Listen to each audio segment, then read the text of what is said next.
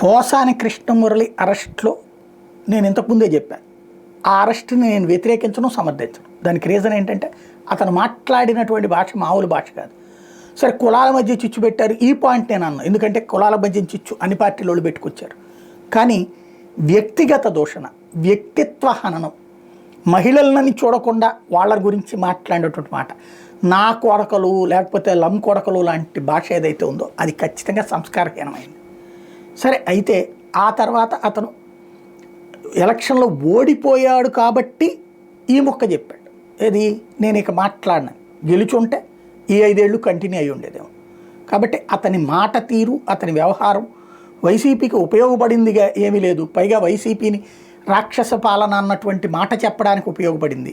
పరిపాలనకు సంబంధించిన వాటి మీద ఈ గుణాలే మైనస్ అయినాయి.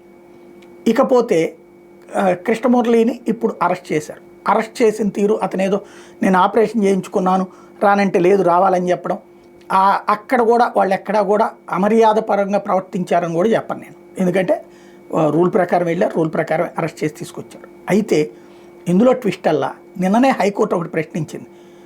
ఒక అతని వైజాగ్కి సంబంధించిన ఒక అతని అరెస్ట్ సందర్భంలో 3 పోలీస్ స్టేషన్లు 3 వైపులు ఆడుకున్నారు.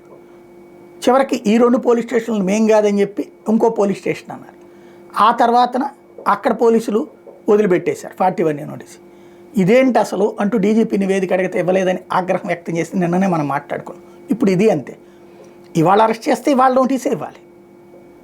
ఇవాళ అరెస్ట్ చేస్తా రేపటి డేట్ వేసి ఇదేంటి? అది ఖచ్చితంగా తప్పు చర్య. అయితే ఇందులో పోలీసులు చెప్పే లాజిక్ ఏంటంటే, ఇవాళ అదుపులో తీసుకుంటాం, అరెస్టు చేసి జైల్లో పెట్టేది రేపు కదా, అందుకనే చేసామంటారు. ఇది అవునా కాదా కోర్టు చెప్పేటటువంటి అంశం. ఓవరాల్గా అయితే పోసాని కృష్ణమురళి అరెస్టుతో వైఎస్ఆర్ కాంగ్రెస్ పార్టీ శ్రేణుల్ని భయపెట్టాలి, ఎంతోడైనా సరే వదిలిపెట్టరు అన్నటువంటి సంకేతం ఇవ్వాలనుకుంది ప్రభుత్వం, ఇచ్చింది.